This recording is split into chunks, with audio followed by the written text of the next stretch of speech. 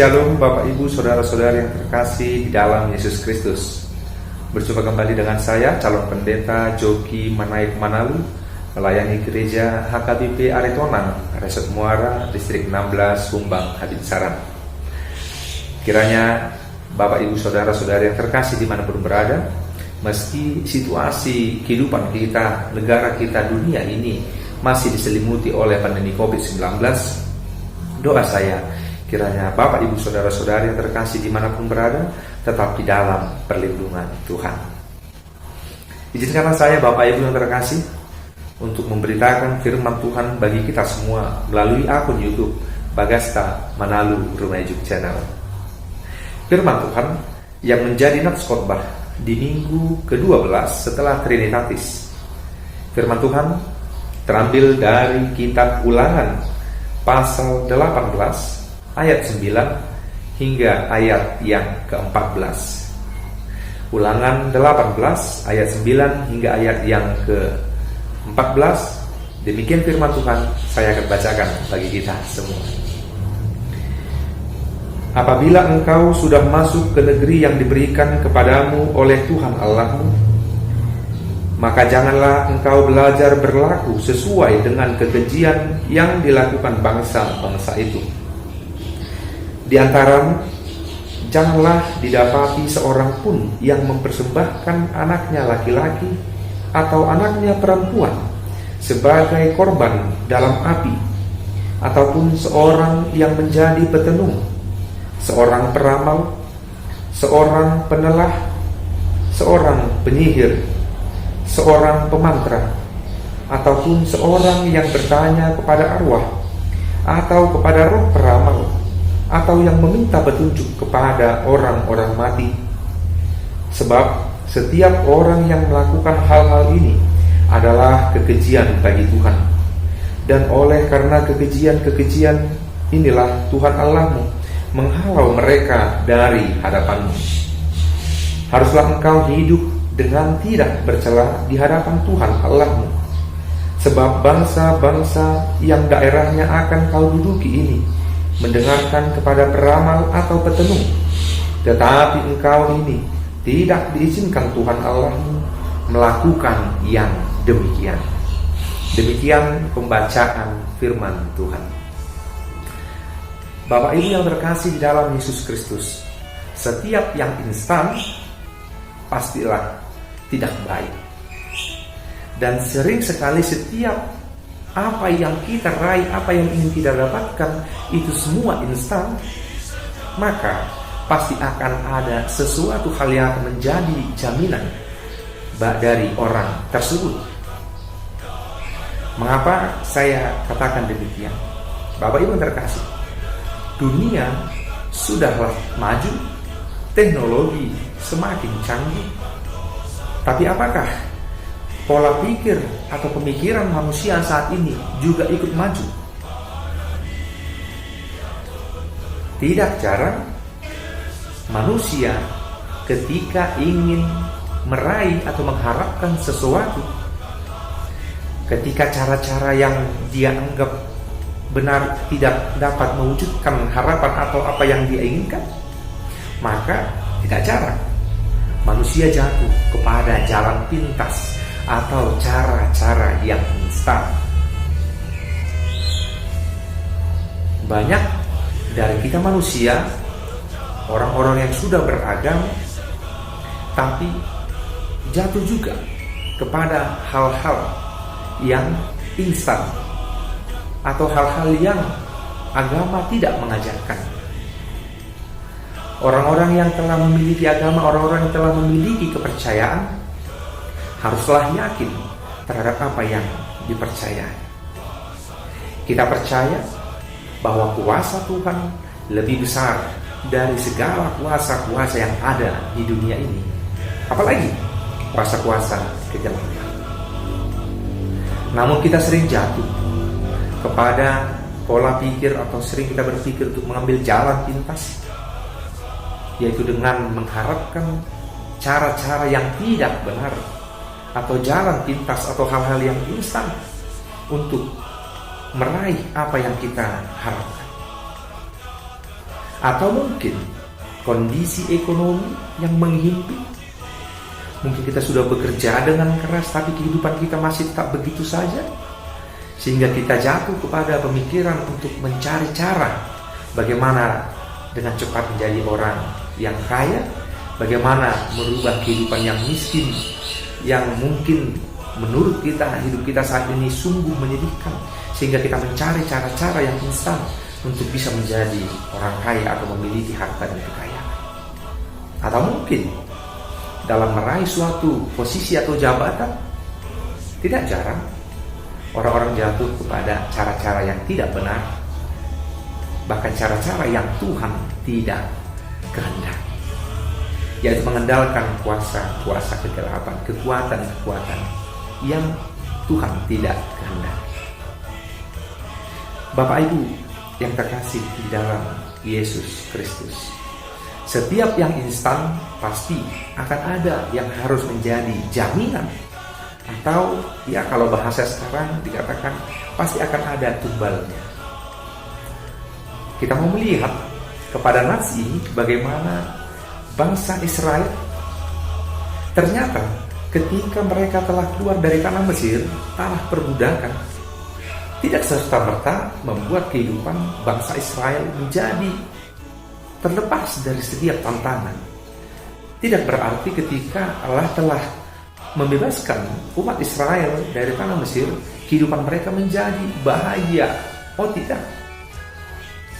Kita melihat kepada nats ini, di mana ketika bangsa Israel telah keluar dari tanah Mesir, bahkan sampai ke tanah Kanaan, nah ternyata tidak serta-merta kehidupan mereka menjadi aman. Mereka juga menghadapi tantangan-tantangan di tanah yang mereka dapati, di tanah yang telah Tuhan janjikan. Apa itu? Tanah Kanaan ternyata bukan suatu tanah yang kosong, tetapi sudah didiami oleh suku Kanaan itu sendiri. Nah, yang menjadi masalah,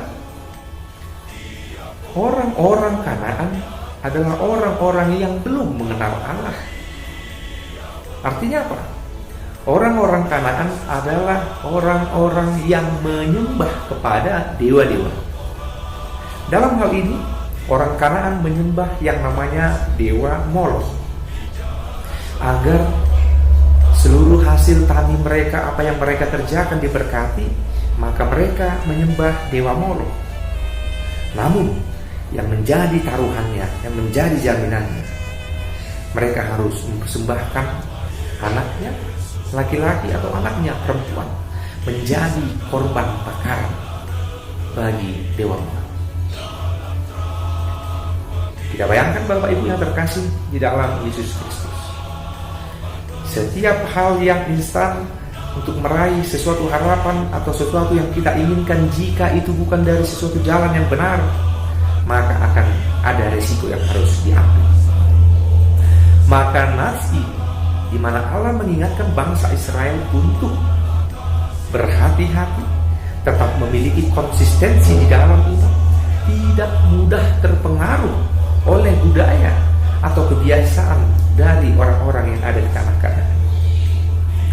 Oleh karena itu Allah mengingatkan bangsa Israel agar jangan mudah terkontaminasi, terpengaruh terhadap orang-orang Kanaan, tetapi harus tetap teguh memegang iman, keyakinan bahwa Allah lah yang berkuasa, yang mampu melindungi, memberikan setiap apa yang mereka perlukan. Itulah yang tertulis di dalam nats ini. Bagaimana banyak ragam orang-orang di tanah Kanaan yang dikatakan dalam nats ini boleh dikatakan menjadi berprofesi sebagai petenung, sebagai peramal, sebagai penelah, seorang penyihir, pemantrai, bahkan kehidupan mereka meyakini, yaitu dengan bertanya kepada arwah orang-orang mati. Tentu ini yang dikatakan dalam nats ini, siapa orang yang melakukan hal-hal demikian, itu adalah kekejian bagi Tuhan. Bapak Ibu yang terkasih di dalam Yesus Kristus. Ternyata masih ini juga kontekstual terhadap kehidupan kita saat ini. Meski banyak dari kita saat ini telah menjadi orang yang mengaku telah memiliki agama, aku orang Kristen, tapi tidak jarang kita jatuh kepada godaan iblis untuk menggunakan kekuatan duniawi, kekuatan kegelapan untuk mencapai sesuatu yang kita harapkan. Allah adalah Allah yang cemburu. Jangan ada padamu Allah lain di hadapanku. Demikian kita pertama mengatakan. Maka Allah membenci orang yang mendua hati di dalam hidupnya. Untuk itu Bapak Ibu, kita diingatkan melalui nats ini. Mari hidup di dalam kebenaran firman Tuhan. Yakinlah, peganglah, kuasa Tuhan lebih kuat, kuasa Tuhan lebih mampu mengalahkan setiap kuasa-kuasa kegelapan, kuasa-kuasa yang ada di dunia. Jangan ragu mengandalkan kuasa Tuhan. Di dalam nama Yesus, di dalam kuasa Tuhan ada kesembuhan. Di dalam kuasa Tuhan ada kekuatan. Di dalam kuasa Tuhan ada mukjizat yang bisa atau diterima oleh orang-orang yang meyakini bahwa tiada yang mustahil bagi Tuhan. Kalaupun kehidupan kita terhimpit oleh situasi ekonomi, atau mungkin di tengah situasi pandemi COVID saat ini, banyak orang-orang yang diberhentikan dari pekerjaan, banyak para pengusaha yang mungkin kehilangan omset pendapatan dari perusahaannya, atau banyak orang yang kehilangan pekerjaannya. Satu hal yang pasti, Tuhan tahu apa yang terbaik dalam hidup kita. Jangan pernah tergoda oleh karena situasi ini kita menjadi pendek pemikiran kita, sehingga kita mencari jalan pintas untuk merubah kehidupan. Jika kehidupan kita telah diatur oleh Tuhan, hidup kita adalah milik Tuhan, maka kita harus selalu bergantung padanya. Kita harus selalu bergantung kepada kuasa Tuhan, penyertaan Tuhan di dalam hidup kita.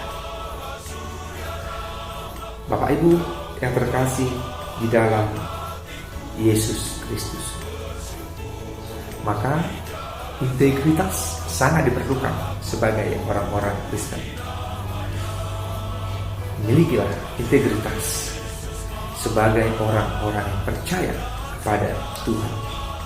Tidak mudah dikabulkan oleh hal-hal yang instan. Jangan mudah terpengaruh. Kita harus memiliki komitmen yang yakin dalam hidup kita, Bapak Ibu.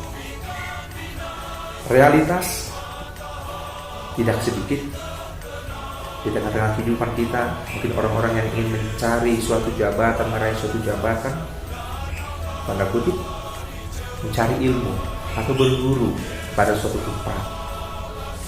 Mungkin itu ke laut, mungkin itu ke suatu gunung, pebukitan, bertapa di sana, atau hal-hal yang lain. Bapak Ibu terkasih, Allah membenci hal-hal yang demikian. Puji Tuhan, kekristenan menyentuh tanah Batak. Kehidupan orang Batak dahulu adalah kehidupan animisme yang tidak percaya pada Tuhan.